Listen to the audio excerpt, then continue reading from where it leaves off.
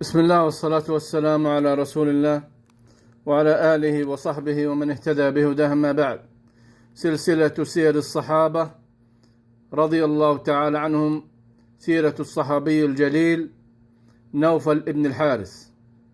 هو نوفل ابن الحارث ابن عبد المطلب ابن هاشم ابن عبد مناف القرشي الهاشمي، وهو ابن عم رسول الله صلى الله عليه وسلم. أمه غزية بنت قيس بن طريف بن عبد العزة بن عامر بن عميرة ابن وديع بن الحارث بن فهر. كان لنوفل بن الحارث من الولد الحارث، وبه كان يكنى، وكان رجلا على عهد رسول الله صلى الله عليه وسلم، وقد صحبه وروى عنه. وولد له على عهد رسول الله صلى الله عليه وسلم ابنه عبد الله بن الحارث، وعبد الله ابن نوفل، وكان يشبه بالنبي صلى الله عليه وسلم، وهو أول من ولي القضاء بالمدينة. قال أبو هريرة رضي الله عنه: هذا أول قاض رأيته في الإسلام، وذلك في خلاف معاوية بن أبي سفيان رضي الله عنهما. شهد نوفل بن الحارث مع رسول الله صلى الله عليه وسلم فتح مكة وحنين والطائف، وثبت يوم حنين مع رسول الله صلى الله عليه وسلم، فكان عن يمينه يومئذ، وأعان رسول الله صلى الله عليه وسلم يوم حنين ب3,000 رمح.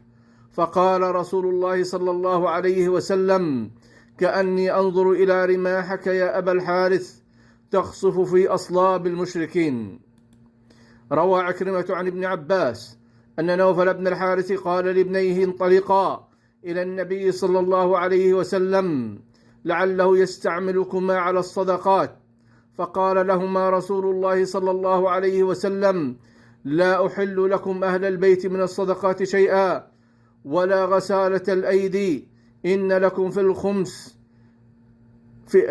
في خمس الخمس ما يكفيكم أن يغنيكم.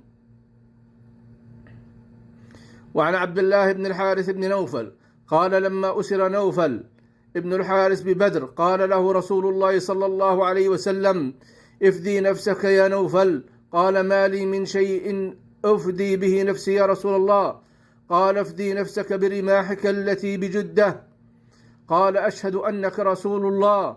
ففدى نفسه بها، وكانت 1000 رمح.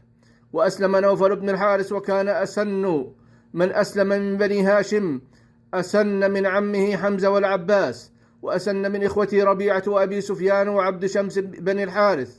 ورجع نوفل إلى مكة، ثم هاجر هو والعباس إلى رسول الله صلى الله عليه وسلم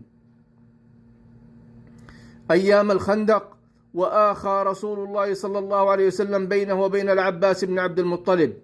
وكان قبل ذلك شريكين في الجاهلية متفاوضين في المال، متحابين متصافيين. وأقطع رسول الله صلى الله عليه وسلم نوفل بن الحارث منزلا عند المسجد بالمدينة،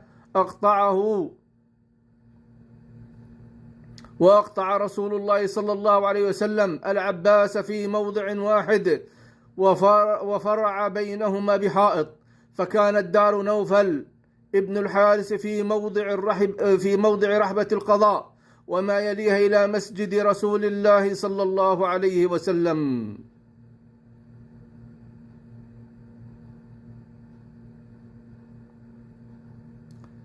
ولنوفل ابن الحارث أيضا داره الأخرى التي بالمدينة على طريق الثنية عند السوق، وكان مربدا لإبله، وقسمها نوفل بين بنيه في حياته، فبقيتهم فيها إلى اليوم.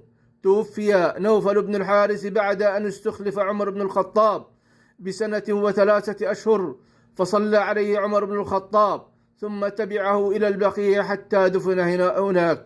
فرضي الله عن نوفل بن الحارث، ورضي الله عن الصحابة أجمعين، والله تعالى أعلم.